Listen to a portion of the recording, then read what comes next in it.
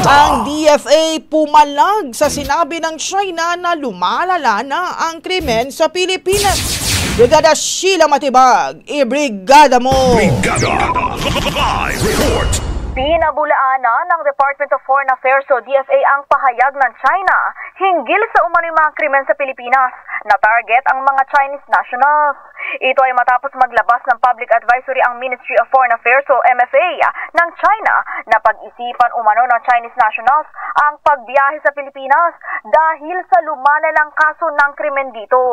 Ayon kay DFA spokesperson Angelica Escalona, ang mga abisong inilalabas ng China ay isang mischaracterization o maling paglalarawan sa sitwasyon ng seguridad sa Pilipinas.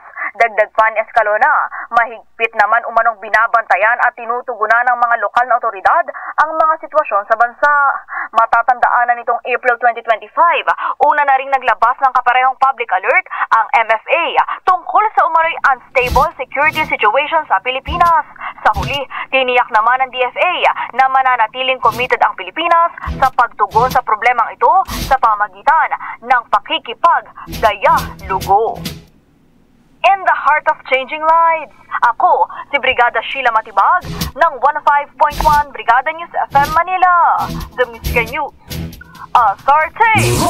Ang bahaging ito ay hatid sa atin ng Standout ES4 Capsule. Simulang tuparin ang pangarap ng iyong anak. And stunting now,